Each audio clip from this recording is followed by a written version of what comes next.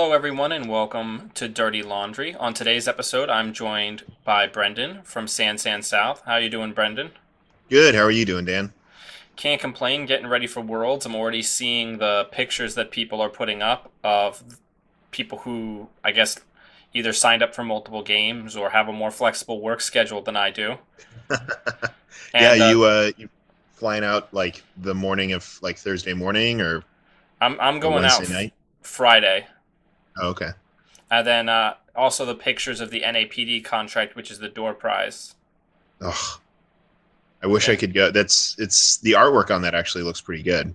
Yeah, it looks pretty good. I'll put a link to it in the show notes. But today, we're going to be discussing how we think, once again, we're getting back into an experimental mindset with Worlds soon approaching. And we're going to look into how we might be able to build a Laramy Fisk deck for some interesting experimentation after after Post Worlds, Worlds. Yeah. post Worlds. So when we're talking about somebody like Laramy Fisk, criminals always have a strong central focus, I would say. Yeah, yeah. I mean, as far as getting into central servers, any of them really, they have the easiest shot. Um, with the central only breakers. I mean, there was a regionals winner deck from a couple years ago that used silhouette with just the centrals. Now, That worked okay. pretty well. Now, in all fairness, that was a good pilot, and also it was a good deck. He was a good pilot, and it was completely unlike anything that anybody had ever seen. So, no, he was playing quests completed, and people basically had no idea that that was coming. Yeah, yeah, it was awesome. It was definitely well. The thing is, and we talked about this on your podcast that the sort of jank decks that work are the ones that are very effective, but definitely come at you sideways, like a way you're not expecting. Right. And once the meta can account for that, once you know what's happening in that deck, it sometimes is pretty trivial to counter. But until Right. then, it's just like, oh no, what's going on? So Right. And I think let's talk about him. He's 4515. He was one of the ones that was voted on during the plugged in plugged into tour. her. Plugged in Yeah, tour. And his is the yeah, first time you make a successful run on a central server each turn, you force the corp to draw one card. So what he is essentially looking to do is flood HQ, which is always what criminals love because they have so many tools interacting with HQ and just to basically compress the game. So yeah. as we're building here, one of the other things to keep in mind is Laramy Fisk maybe hasn't seen as much competitive play as you might think, just because he's a tough nut to crack. Because making the corp draw cards isn't always a bad thing. You have to work on making it a bad thing for them. So to talk about that, I think one of the things that if you're going to play Fisk, you need to include his signature event, which is Fisk Investment Seminar, where he's hanging out with Jackson Howard, having a little toast here. And you have to play it as your first click. It's a priority, and it makes you and the corp both draw three cards, which Yeah. is just an amazing compression. But you have to be able to follow it up with something. So I think, kind of like when Dan and I were discussing making a yellow deck, when you're making a blue deck, we can always start with three account siphons because we can always take them out later. Because if you can make Yeah, them land, it's always going to they're be a pretty good time. they're great. And the thing is, with it's economy, it's denial. Um, there's if you're gonna make a blue deck, there's only so much weirdness you can throw in without with without at least putting in the good cards. Right. I would say, as far as if we're going to be hitting HQ, we want to make it so that the corp is clogged. You had mentioned gang signs, so what was your kind of thought process as to why we might include a card like gang sign in this deck? Well, my thought process was that you'd be attempting to get Fisk to trigger pretty regularly, and hopefully getting some agendas into HQ, and that if the corporation does manage to score or starts fast advancing out things, you're getting accesses to those incidental cards that they didn't want in there in the first place. Right, So which could be agendas as well. yeah, absolutely. So and gang sign with maybe HQ interfaces as well. Right. Um, And I think one of the important things to note about this interaction, because this is something that came up when I was experimenting with Ian gang sign and HQ interface, is his HQ interface says whenever you access cards from HQ, access additional cards. So once again, this card is more expensive than, a legwork, but it doesn't have the condition of you had to make a successful run. And it's yeah, also worth noting that if you have both gang signs in play, that's not one access for two cards. That's two or accesses for one card. So if you're fisking them, if you're filling out their deck, then you can end up with two separate 4 card accesses. So yeah, you it's or two separate 2 card accesses. right. if I you've think that got one if you've got one in play. The more yeah, HQ interfaces you have in play, you're basically making it highly unlikely that you're going to miss an agenda if there's one in there. yeah, and knowing what's in HQ also helps you out a lot. I mean, it's figuring out whether or not it's a butcher shop deck. It's figuring out whether or not they're placing down archers or ice walls. So that's it helps a lot to just have the information. Right. And you're talking about dealing with fast advance. I think we need to have at least 2 copies of Inside Job just to be able to deal with the first Astro score if it's not Biotic or SanSan. Yeah, you got to get past that first wraparound. Yeah, I hear it. I hear it can be very bad for you if you can't get rid of that. I think also another good card in this deck. One of the big things that hurts criminals is a Rezzed Caprice. So Mm, I actually think it maybe a one of drive by might be good. If you see something get dropped in either a scoring remote or on HQ, the likelihood that it's a Caprice, or even if it's a Chrysium, you can use the drive by to kill it. yeah, yeah. Because a res Caprice on HQ will make you very sad as a But criminal also, player. I mean, yeah, just getting rid of SanSans or Caprices or um, it's a great utility card. Yeah.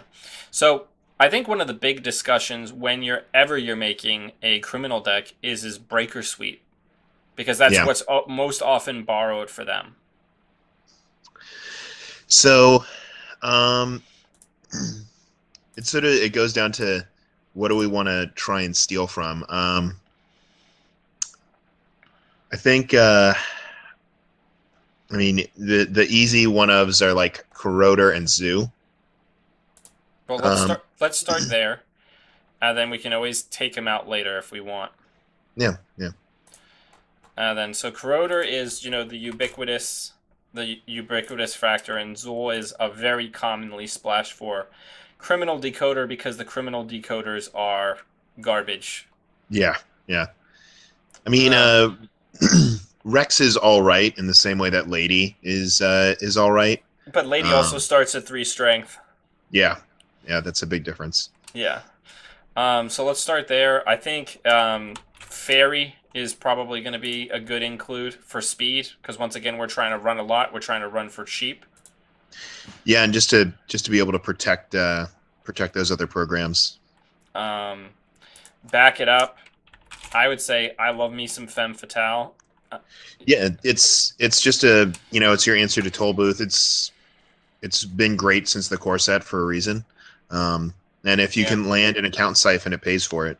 Okay, so when we think about a deck like this, besides Account Siphon, which you can't always count on, how is this deck going to make money? Well, I say how's this going to make money? I should probably push Sure Sure Gambles gamble. in there. Yeah. Yeah, I hear that's a pretty good card. Um, Take out all so your all the crap and put in money. put in money. That's right. Um, well, I think if we're going to make a meta call, I think as you and I were discussing, and you had mentioned in a previous version, I think security testing is at least worth a 2 of because there Yeah. are a lot of unprotected remotes these days. Yeah, and if you can if you can apply pressure just by having the ability to run somewhere, it just forcing them to spend a click or two to put some ice on archives or somewhere else is always solid. Making them protect their remotes. Right.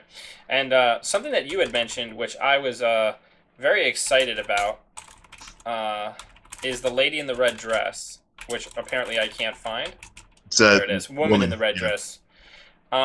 Which I thought was a very interesting choice because it interacts in a very interesting way with Fisk's ability. Do you want to explain that? Sure, sure. So this will be the one piece of sort of jank that we put into a an interesting ID, and that is with woman in the red dress. When your turn begins, reveal the top card of R&D. The corp may draw that card. Right. So when this card came out, shapers for a long time were trying to make this card work. How do I make this card work? I can already apply a ton of R&D pressure. How do I make this card work? And what would happen is, you'd get some information, obviously, see what the top card of R&D is. But if it was an agenda, wherever the corp felt that it was safest, either an HQ or an R&D, they'd put it there. So they'd either draw it, giving them a free draw when they wanted it, or they'd leave it in R&D.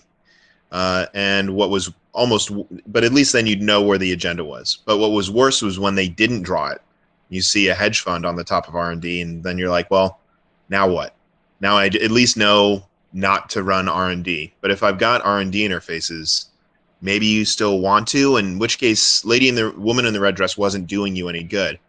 But with Fisk, if you see a hedge fund or a piece of ice or something that's not easy for you to trash and get through, you can then just directly run R&D and peel that card off the top. Now, if it is an agenda, the people who are the best at getting into HQ and getting multi-access off of HQ, I mean, that's Right. already And it's important to note. criminals. It's important to note that Fisk's ability says you may force the corp to draw one card, not they Right. draw one card. So if it's an agenda and they leave it on top, you can get it. If not, you can put it into HQ and see a new card. Right. So You it could makes just if you can get into HQ really easily and you already have a couple HQ interfaces out, if they leave it on R&D, you just run HQ and make them draw it and then see a bunch of HQ. right if you can't get into R&D, yeah. Yeah. And then on that note, I do think maybe we want some R&D interfaces. Yeah, at least one, maybe two. Just because, I mean, being this deck is going to be running R&D. You have to be able to apply pressure to R&D as well. You can't just leave it alone. Right. So one of the biggest gaps that I'm seeing so far is we have expensive hardware. We need more money. Yeah, yeah. Let's take a look. What could we add for money?